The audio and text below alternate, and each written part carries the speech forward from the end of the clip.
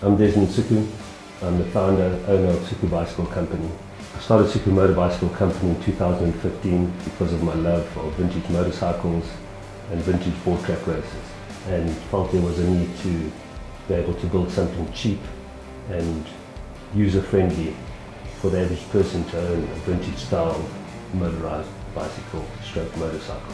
For those that don't know, board track racing was the start of motorcycle racing in the early 1900s, where they raced motorized bicycles or bicycles with engines in them on banked board wooden tracks around a velodrome. So why would you want to own a Suku bicycle? Personally, I think because they're flipping cool. I don't think there's any other bikes that really look like this. You know, they're hand built. It's not something that you can walk into a shopping centre and just buy. They're custom built, they're personalised. So for starters, you've got something that nobody else has. So that's a pretty good reason for one. Number two, it allows you to get out there and experience and hear and smell all the smells when you're on the road. When you're on the road, like you on the road with any other motorcycle for that matter, you've got that feeling of freedom. And the Suku makes you feel free. So you get all the nostalgia of riding something truly different without having to pay some ridiculous price. It makes you feel young, it makes you feel like you're 16. The days when you used to ride your bicycle when you were a kid, it makes you feel like that. You can be 20, 30, 40, 50. I've got guys that are 60 and even 70 that ride Suku motorized bicycles. My son has often said to me that the best thing he likes about riding his Suku motorized bicycle is that he doesn't think about anything, and always equate that to helmet time. There's nothing like having helmet time. I mean, that would be a great reason to ride a Suku motorized bicycle. The second reason, I think, is that they're user-friendly. A lot easier to ride a bike that looks old, but has all the modern technologies. So it makes it a lot easier for one to maintain and for the average person to ride.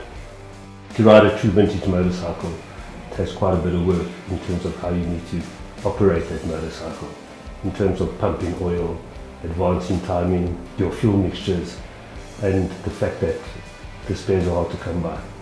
We started our range with the vintage Mark I, which was a bicycle that we had bought and had cut up, not cut up completely, but had modified to make it look like it was built from the early 1930s. We have modified the frame, cut and changed the tank so it would fit and look the part. We changed the handlebars, custom seat, did some odds and ends to make it truly look vintage. The vintage Mark III is about 180 millimeters longer than the vintage Mark I. We use 32mm tubing as opposed to 25mm tubing, which was used on the vintage Mark I. The bike is completely TIG welded, not brazed with the lug type frame. We have a loop type design, both loop type, which is the one model you can see, and a keystone type frame on this model. We have introduced a completely different front end. The front end is more in lines of the later models 1920 and a lot sturdier. The previous Mark I, we had a typical bicycle stem which would hold the handlebars, whereas on the later models we've got bolted down triple clamp headset which bolts the handlebars, which makes for a sturdier ride. We have introduced a front brake, which is an optional extra to get the bike to stop. The previous model didn't have a front brake, which is probably more period correct, or would have a drum brake, which is an option. But we put on a hydraulic disc brake for better stopping power. We run two different motor options, 66cc and 85cc. This is the 85cc.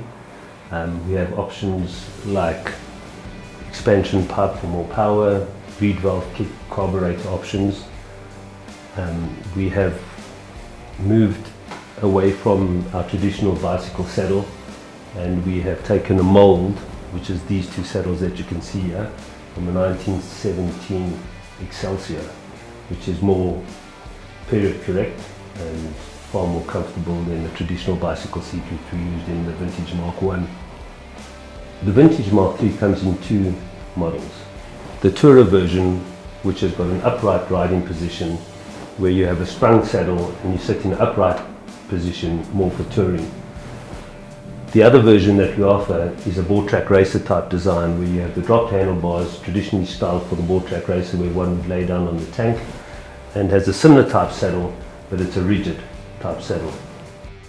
The bike has changed again, where the rear end, where the back wheel mounts, the dropout, what we call the dropouts, have been laser cut and other laser cut plates to strengthen the chassis, and has all been TIG welded together, which makes the bike far more rigid than the vintage Mark 1. So people ask me all the time, how easy is it to ride a Suku motorized bicycle? And it's pretty damn easy. Simply have to turn on the fuel. There's no on switch, there's no on button. You get on the bike, you pull in the clutch, which is on the left hand side of the handlebar, throttle's on the right hand side like a traditional motorcycle. Pedal off, gain enough momentum, release the clutch, add a bit of fuel, bit of throttle, and before you know it, the engine kicks in. What actually happens is the back wheel and the momentum bump starts the bike, and as the bike goes, bump starts, you've got to continue pedaling and the bike will take off. It doesn't take off like a rocket ship obviously, but it takes off. That simple. The Mark III vintage motorized bicycle, the standard option doesn't come with the fancy leather grips and leather saddle bags, copper trim, exhaust pipes, etc. When you order the standard model, it comes with rubber grips, leather type board seat, which obviously makes the bike more cost effective. What I found over the time building these bikes is that a lot of guys want to own these bikes that are more personalized. So what we do is we offer different leather options in terms of color: oxblood, tan, dark brown, black. The bikes you're looking at over here have both got brown leather trim, and this has got the leather option. The leather options are priced individually, whether you take leather grips, leather saddle bags, chrome trim, copper trim, whatever you may want. The bikes are made up to customers stroke personalized options. For more information, go to our website www.suku.co.za, or private message me or contact us on one of our social media platforms: Instagram, Facebook, Google.